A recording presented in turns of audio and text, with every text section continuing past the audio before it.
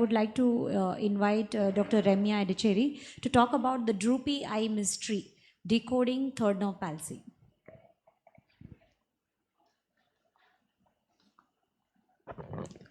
Good morning.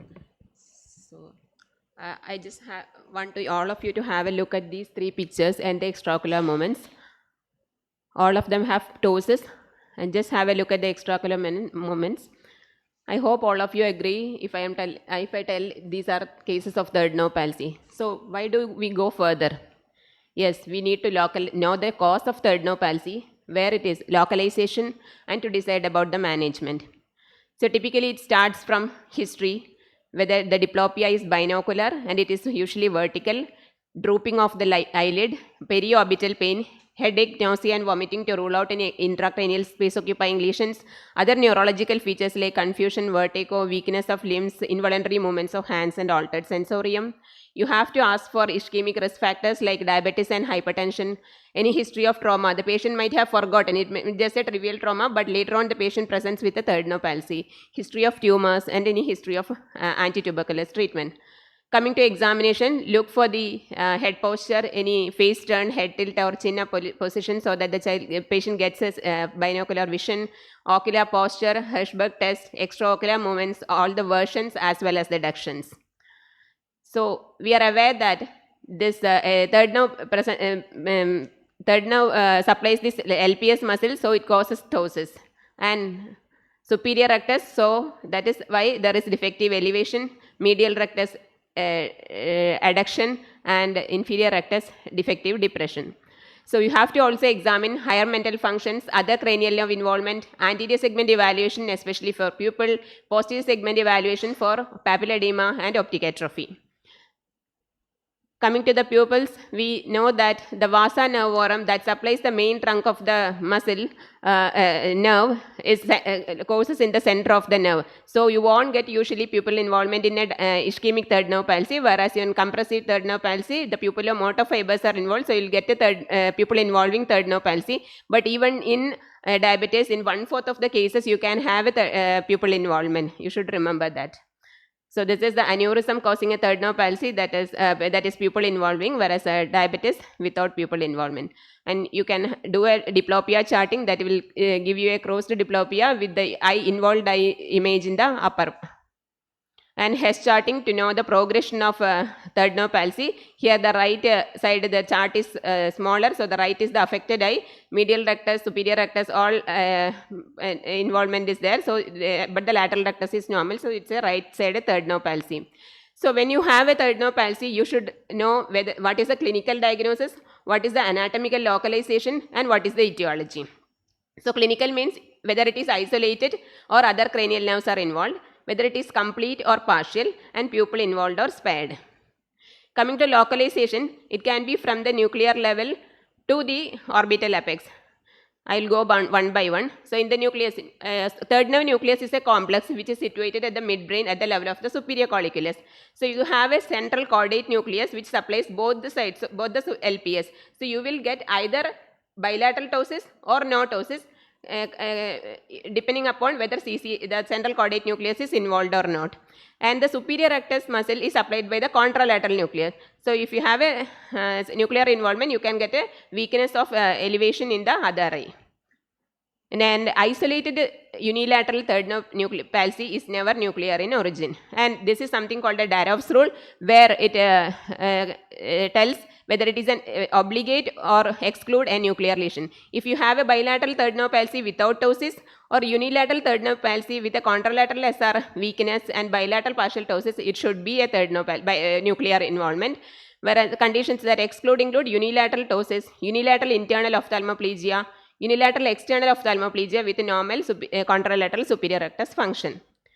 So coming to the fascicular level, here you can see the nucleus, the nerve traverses through the red nucleus. It is in close association with the red nucleus, substantia nigra and cerebral peduncle. So depending upon the involvement, you can have different syndromes. So if you have an ipsilateral third nerve with a hemiparesis, that cerebral peduncle is involved. If you have red nucleus involved, you will get a contralateral tremor and hemianesthesia with a third nerve palsy, ipsilateral third nerve palsy, and you have both then it is cloud syndrome. And if it is ipsilateral ataxia with ipsilateral oculomotor nerve palsy, this is North-Angel syndrome.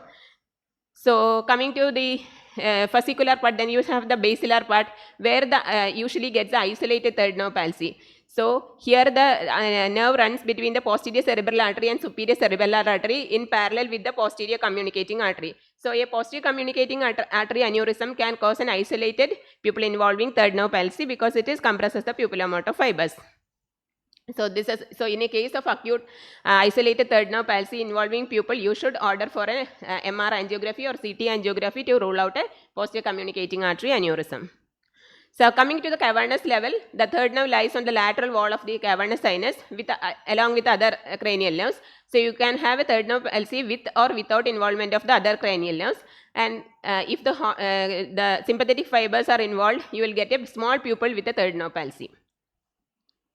Coming to the superior orbital fissure, all of you are familiar with this diagram. We are drawing it from our MBBS days.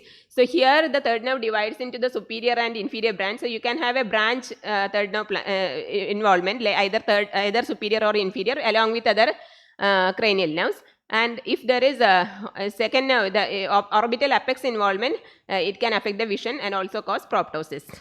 So where will you get a multiple cranial nerve palsy? In a meningeal involvement, as in some types of infections like tuberculosis, inflammatory and neoplastic lesions, or a perinuclear spread from a skin cancer, systemic associations like botulism, wernicke's encephalopathy, all these cases you can have a multiple cranial nerve palsy. Then etiology wise, whether it is vascular, traumatic, like in a CCF, then compressive lesions, history of ATT and CCF also should be ruled out. So just a word about aberrant regeneration. It usually happens in traumatic, compressive and congenital lesions. It is due to disruption of the axons and it never happens in ischemic palsy. So just see this case. So here you can see when I cover the left eye and when he is adducting, his palpebral aperture widens. That means it's a inverse Duane's sign. Then you can have a pseudo von Graffizian where the lid retraction occurs when the patient looks down and the pupil constricts on adduction, that is pseudo Argyll-Robertson sign. So how will you go about in a case of third nerve dysfunction? So if you have an isolated third nerve dysfunction, if the age is more than 50, I evaluate the pupil. If the pupil is sparing, complete third nerve palsy, then you can just evaluate for all the ischemic factors. Myasthenia gravis always should be in consideration. Myasthenia never involves pupil. And but if it is not improving, and if it is a partial third nerve palsy, better to get an MRI, neurological imaging done. And if you have a less than 15-year-old, always do a imaging. And in a non-isolated third nerve palsy like brainstem signs or a meningeal involvement, other cranial nerve palsy, always get an MRI with MRI always. So this is the case when you do an imaging, age less than 50, multiple cranial nerve, recurrent neuropathy, evidence of raised ICP, aberrant regeneration and no signs of improvement, pupil involvement or partial palsy. So just a few cases. 68-year-old male, diabetic and hypertensive. This is the patient, left complete ptosis. You can see adduction, elevation and depression is affected. Pupil was normal. So this is clinical diagnosis would be isolated left complete pupil sparing third nerve palsy. Here the most probably it would be ischemic. Coming to the second case, it's a 48-year-old male. He had a history of RDA long back. He complains of double vision. So you can see the right, there is a ptosis. Right adduction is affected, elevation is affected. Also, abduction is also affected. So it's not an isolated palsy, it's a multiple cranial nerve palsy. Third, sixth is involved. And now you have to look for a fourth involvement. So how will you look for the fourth nerve involvement in a case of, sorry, it's not working. Huh? Fourth nerve involvement, I think the video is not playing. Okay. So you ask the patient to look down. So you will follow the nasal or superior limbal vessels and look for the intorsion of the eye. Okay. So the last one, 11-year-old boy, bilateral drooping and double vision. So he presented like this. So there is bilateral ptosis. Here the only movement was both eyes abduction was present, but all the other adduction, elevation, depression all were affected. So this is a case of bilateral third nerve palsy. This should be nuclear level. So this is a case of temporal lobe glioma which has infiltrated into the midbrain.